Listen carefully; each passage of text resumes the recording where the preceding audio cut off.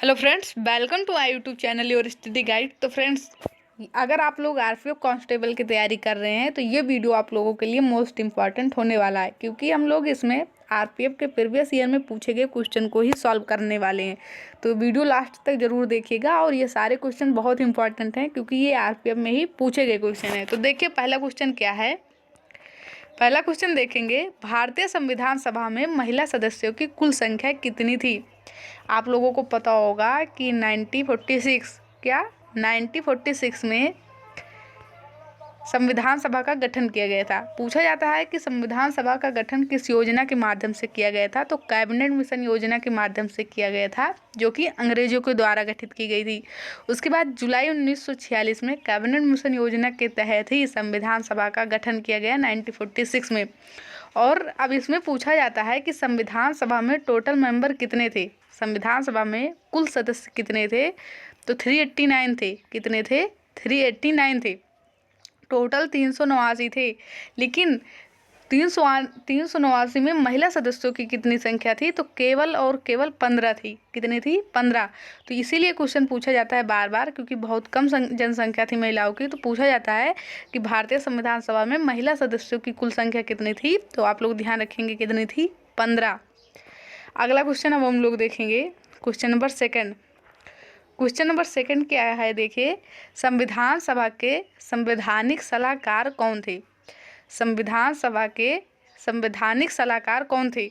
तो संवैधानिक सलाहकार पूछे तो आप लोग आंसर क्या देंगे? वेनेगल नरसिंह राव। क्या आंसर देंगे आप लोग? वेनेगल नरसिंह राव। लेकिन संवैधानिक ने पूछे संविधान सभा के सलाहकार समिति के, क्या क्वेश्चन पूछे कि सलाहकार समिति, जब समिति वर्ड देकर देगा क्वेश्चन तो आप लोग आंसर क्या देंगे? तब देंगे क्या? बी.एन. राय। क्या आंसर देंगे? बी.एन. राय। ये दो क्वेश्चन कंफ्यूज करता है, ध्यान रखिएगा। क्वेश्चन पूछे कि संविधान सभा के संवैधानिक सलाहकार कौन थे, तब आंसर हम लोगों का हो जाएगा वेनेगल नरसिंह राव। और पूछे संविधान सभा के सलाहकार समिति के अध्यक्ष कौन थे, तो राइट आंसर हम लोगों का क्या हो जाएगा? बी.एन. राय। अगला क्वेश्चन देखिए, question number third. Question number third क्या है, देखिए, भारत की संविधान सभा किसके अनुसार गठित की गई। तो मैंने पहले ही बता दिया, कैबिनेट मिशन योजना, जो कि किसके द्वारा गठित की गई थी? अंग्रेजों द्वारा गठित की गई थी। कब की गई थी? तो 1946 में, 1946 में।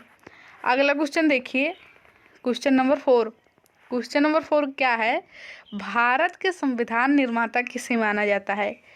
तो ये तो बहुत ही फेमस क्वेश्चन और बेसिक क्वेश्चन है, जो कि पूछा ही जाता है कि भारत के संविधान निर्माता किसे माना जाता है। Mahatma Gandhi, doctor B R. अम्बेडकर, पंडित जवाहरलाल नेहरू या बी.एन. राव। तो ध्यान रखिएगा, भारत के संविधान निर्माता किसे माना जाता है? डॉक्टर भीमराव अम्बेडकर जी को माना जाता है। और ध्यान रखिएगा कि इन्होंने आर्टिकल 32 संवैधानिक उपचारों के अधिकार को भारतीय संविधान की आत्मा कहा है। और यहाँ से आप लोग पंडित जवाहरलाल नेहरू से दो क्वेश्चन ध्यान रखेंगे। क्या? पंडित जवाहरलाल नेहरू, पहला क्वेश्चन बनता है कि इस जो संघ समिति थी उसके अध्यक्ष थे। दूसरा क्वेश्चन इनसे पूछा जाता है, जो कि एक जनरल नॉलेज से रिलेट करता है, यानी कि बेसिक क्वेश्चन है कि इन्होंने बांधों को आधुनिक भारत का मंदिर कहा है। किसको? बांधों को आधुनिक भारत का मंदिर कहा है, जो कि बहुत क्वेश्चन ये पूछा जाता है। तो ध्यान रखिएगा, पंडित जवाहरलाल नेहरू से दो क्वेश्चन। ये संघ समिति के अध्यक्ष थे, और दूसरा इन्होंने बांधों को आधुनिक भारत का मंदिर कहा है। तो ये दो क्वेश्चन ध्यान रखेंगे। और डॉक्टर बी.आर. अम्बेडकर से क्या ध्यान रखेंगे कि ये प्रारूप समिति के अध्यक्ष थे, जिसे मसौदा समिति भी कहा जाता है। और दूसरा, इन्होंने आर्टिकल 32 को क्या कहा है? आर्टिकल 32 को संविधान की आत्मा कहा है। वैसे पूछे कि संविधान की आत्मा किसे कहा जाता है, तो प्रस्तावना को। लेकिन डॉक्टर बी.आर. अम्बेडकर जी ने किसे कहा है, तो ध्यान रखेंगे किसको कहा है? आर्टिकल 32 को। क्वेश्चन है, भारतीय संविधान के प्रारूप समिति के अध्यक्ष, तो मैंने पहले ही बताया डॉक्टर बी.आर. अम्बेडकर। चाहे प्रारूप के है चाहे मसौदा, दोनों क्वेश्चन सेम ही है। आगे क्वेश्चन देखेंगे हम लोग, क्वेश्चन नंबर 6। क्वेश्चन नंबर 6 क्या है, संविधान सभा का पहला सत्र कब हुआ था। क्वेश्चन क्या है, संविधान सभा का पहला सत्र कब हुआ था। तो संविधान सभा का पहला सत्र जो है वो 9 दिसंबर 1946 को हुआ था। कब हुआ था? 9 दिसंबर 1946 को। जिसके अध्यक्ष कौन थे? तो डॉक्टर सच्चिदानंद सिन्हा। कौन थे? डॉक्टर सच्चिदानंद सिन्हा। क्वेश्चन नंबर 7 क्या है देखिए, संविधान की प्रारूप समिति के समक्ष प्रस्तावना का प्रस्ताव किसने रखा। बहुत ही इंपॉर्टेंट क्वेश्चन पूछा जाता है, ये बहुत ही इंपॉर्टेंट क्वेश्चन है। पहला क्वेश्चन पूछा जाता है कि प्रस्तावना को पेश कब किया गया था, तो कब पेश किया गया था, 13 दिसंबर 1946 को पेश किया गया था। दूसरा क्वेश्चन पूछा जाता है कि पेश किसने किया था, तो पीटी नेहरू, पंडित जवाहरलाल नेहरू। तो और तीसरा क्वेश्चन पूछा जाता है कि यह स्वीकार कब किया गया, तो 22 जनवरी 1947 को। कब, 22 जनवरी 1947। तो देखिए क्वेश्चन यहाँ हम लोगों का क्या है, संविधान की प्रारूप समिति के समक्ष प्रस्तावना का प्रस्ताव किसने रखा, तो पंडित जवाहरलाल नेहरू। ध्यान रखिएगा कब रखा था, 13 दिसंबर 1946 को। कब रखा था, 13 दिसंबर 1946। अगला क्वेश्चन देखिए, क्वेश्चन नंबर 8। क्वेश्चन नंबर 8 क्या है देखिए, भारत का संविधान लागू हुआ था, तो भारत का संविधान किस दिन लागू हुआ, और दूसरा क्वेश्चन भारतीय संविधान को अंगीकृत कब किया गया। ये दोनों क्वेश्चन डिफरेंट हैं। भारत का संविधान लागू कब हुआ था, तो ये तो सबको पता है 26 जनवरी 1950। लेकिन इसी कॉन्फिडेंस में, ओवर कॉन्फिडेंस में क्या हो जाता है, क्वेश्चन गलत हो जाता है, हड़बड़ी में क्वेश्चन गलत हो जाता है। और तो ध्यान रखिएगा कि 26 जनवरी 1950 को संविधान लागू किया गया था। और अभी नीचे क्वेश्चन आएगा जब हम लोग देखेंगे कि संविधान को अंगीकृत कब किया गया था। देखिए क्वेश्चन क्या है, क्वेश्चन नंबर 9। क्वेश्चन नंबर 9 है, संविधान को 26 जनवरी के दिन लागू करने का निर्णय क्यों किया गया। तो ऑप्शन है, कांग्रेस ने इस तिथि को 1930 में स्वतंत्रता दिवस के रूप में मनाया था, या देखिए नीचे ऑप्शन है, इस तिथि को 1942 में भारत छोड़ो आंदोलन प्रारंभ किया गया था, यह एक शुभ दिन था, या इनमें से कोई नहीं। तो भारतीय संविधान को 26 जनवरी के दिन लागू क्यों किया गया, क्या कारण था। क्योंकि आप लोगों को पता है कि 26 नवंबर 1949 को हम लोगों का संविधान जो है वो अंगीकृत कर दिया गया था। हम लोगों का संविधान पूर्ण रूप से तैयार हो गया था, लेकिन 26 जनवरी 1950 को संविधान को लागू क्यों किया गया, इसका कारण था कि इसी तिथि को 26 जनवरी को 1930 में कांग्रेस ने इस दिन जो है स्वतंत्रता दिवस के रूप में इस दिन को मनाया था और उन्होंने घोषणा की थी, इसलिए 26 जनवरी के दिन ही हम लोगों का संविधान लागू किया गया था। अगला क्वेश्चन देखिएगा, क्वेश्चन नंबर 10। क्वेश्चन नंबर 10 क्या है, संविधान सभा के स्थायी अध्यक्ष कौन थे। तो दो क्वेश्चन है, संविधान सभा के स्थायी अध्यक्ष और संविधान सभा के अस्थायी अध्यक्ष।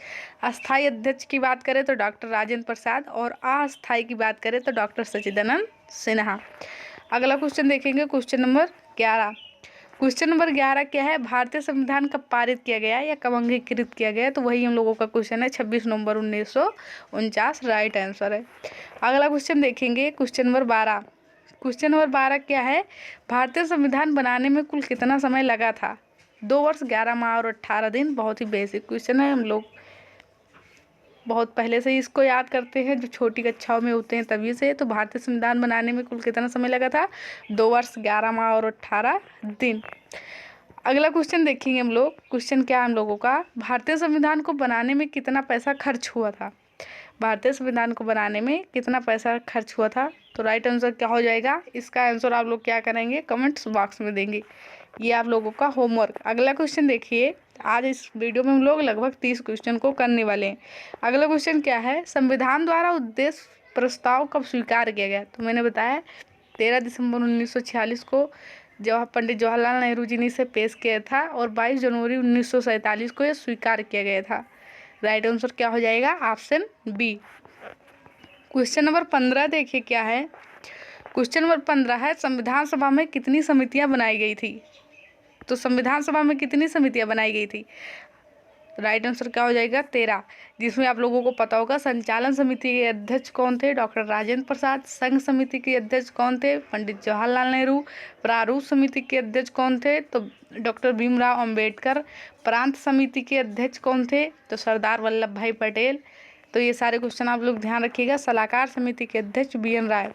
तो ये सारे क्वेश्चन पूछे जाते हैं, ध्यान रखिएगा। जब भारतीय संविधान लागू हुआ था तब उसमें कितने भाग अनुसूची में अनुच्छेद थे, 22 भाग, 8 अनुसूची और 395 अनुच्छेद। राइट आंसर क्या हो जाएगा? 22 भाग 8 अनुसूची 395 अनुच्छेद। और वर्तमान में आप लोगों को पता होगा अनुसूचियों की संख्या 8 से बढ़ाकर 22 कर दी गई। संविधान सभा में कुल कितने सदस्य थे? 389। कितने सदस्य थे? 389 मेंबर थे। अगला क्वेश्चन देखेंगे हम लोग, क्वेश्चन नंबर 18। क्वेश्चन नंबर 18 क्या है देखिए, भारतीय संविधान को पारित कितने सदस्यों ने हस्ताक्षर करके किया था? 389 मेंबर थे, लेकिन उसको पारित कितने सदस्यों ने हस्ताक्षर कर किया था? तो 284, 284। अगला क्वेश्चन देखिए, क्वेश्चन नंबर 19। क्वेश्चन नंबर 19 क्या है? संविधान सभा के संचालन समिति, मैंने पहले ही बता दिया इसको, डॉक्टर राजेंद्र प्रसाद थे। जवाहरलाल नेहरू संघ समिति, वल्लभ भाई पटेल प्रांत समिति के अध्यक्ष, डॉक्टर BR अम्बेडकर किस समिति के अध्यक्ष थे? तो मसौदा समिति। क्वेश्चन नंबर 20 क्या है हम लोगों का, देख लीजिए। संविधान सभा का गठन कब किया गया था? तो संविधान सभा का गठन कब किया गया था? दिसंबर 1947, जुलाई 1946, जून 1946। तो राइट आंसर क्या हो जाएगा? जुलाई 1946। अगला क्वेश्चन देखिए, मौलिक अधिकार से है। क्या क्वेश्चन है? अब मौलिक अधिकार और DPSP जहाँ भी आ जाए उसको बिल्कुल छोड़िएगा मत, क्योंकि कोई भी एग्जाम हो, मौलिक अधिकार यानी कि फंडामेंटल राइट्स और DPSP से क्वेश्चन ना आए ऐसा बिल्कुल नहीं होता। तो मौलिक अधिकार संविधान के किस भाग में वर्णित है? तो भाग 3, आर्टिकल 12 से 35। लिया कहाँ से गया? US से। ये तीनों बातें तो बिल्कुल आप लोगों के फिंगर टिप्स पर होनी चाहिए कि मौलिक अधिकार का वर्णन भारतीय संविधान के भाग 3, आर्टिकल 12 से 35 और किस देश से लिया गया है? तो US से लिया गया है, ध्यान रखिएगा। क्या मौलिक अधिकार न्यायालय में परिवर्तनीय है? कमेंट बॉक्स में आंसर जरूर दीजिएगा। क्या मौलिक अधिकार न्यायालय में परिवर्तनीय है? बताइएगा जरूर कमेंट बॉक्स में इसका आंसर। प्रारंभ में कितने मौलिक अधिकार दिए गए थे? अब आप लोगों को पता होगा DPSP आप लोग जानते होंगे। भाग 4 में इसका वर्णन है, आर्टिकल 36 से 51 में इसका वर्णन है। और ये लिया कहाँ से गया? आर्टिकल 36 से 51 में इसका वर्णन है। लिया कहाँ से गया है? तो आयरलैंड से। अब आप लोग जानते होंगे 36 से 51 में इसका वर्णन किया गया है, लेकिन आर्टिकल 37 में ही वर्णन कर दिया गया है कि DPSP न्यायालय में अपरिवर्तनीय है। क्या? DPSP न्यायालय में अपरिवर्तनीय है। इसका वर्णन आर्टिकल 37 में यानी कि 37 में किया गया है। इसलिए मैंने क्वेश्चन आपसे ये पूछा, क्या मौलिक अधिकार भी न्यायालय में परिवर्तनीय है या नहीं? इसका आंसर आप लोग दीजिएगा जरूर। अब हम लोग अपना ये क्वेश्चन देखते हैं। क्वेश्चन क्या है? प्रारंभ में कितने मौलिक अधिकार दिए गए थे? तो ध्यान रखिएगा, प्रारंभ में 7 मौलिक अधिकार दिए गए थे भारतीय जनता को, लेकिन 44 कॉन्स्टिट्यूशन अमेंडमेंट हुआ जिसमें ये कहा गया। 44 कब हुआ था? तो 1978। बहुत बार ये पूछा गया है। एक तो ये पूछा जाता है 44 और एक 42। तो 42 1976 में हुआ था 1976 में, और 44 1978 में हुआ था।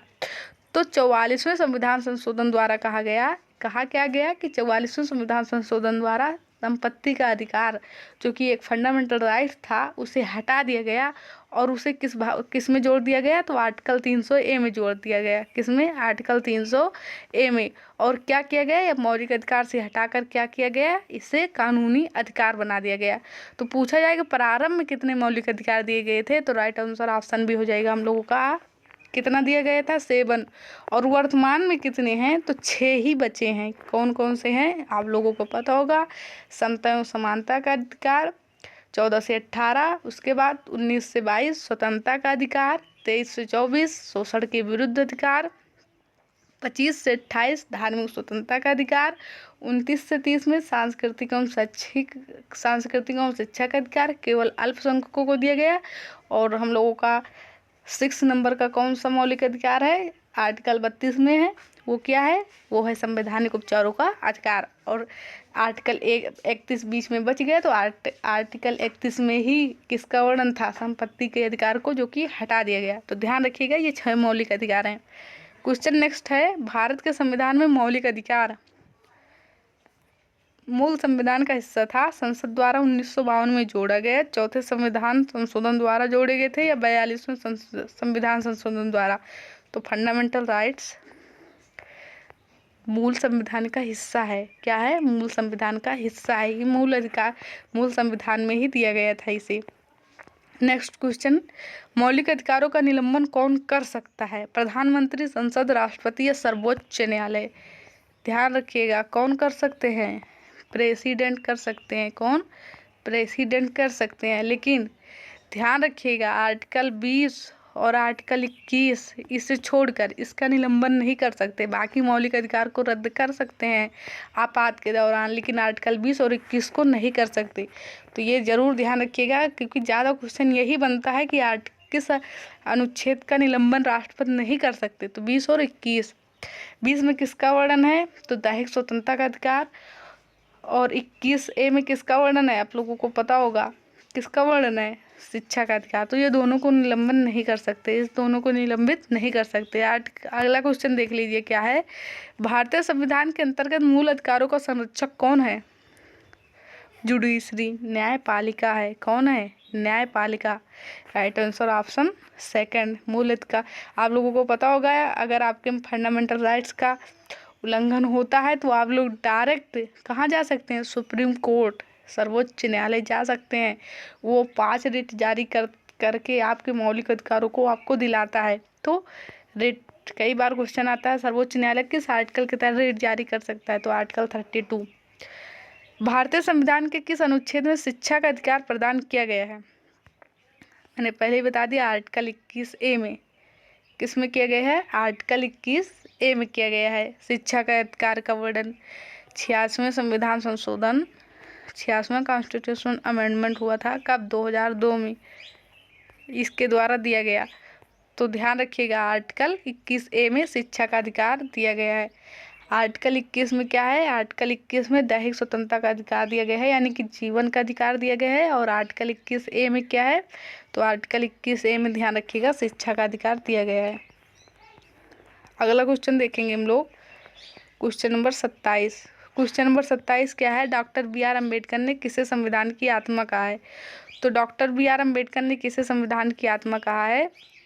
आर्टिकल 32 को। वैसे पूछे कि संविधान की आत्मा किसे कहा जाता है तो हम लोग आंसर क्या देते हैं? तब हम लोगों का आंसर होता है प्रस्तावना।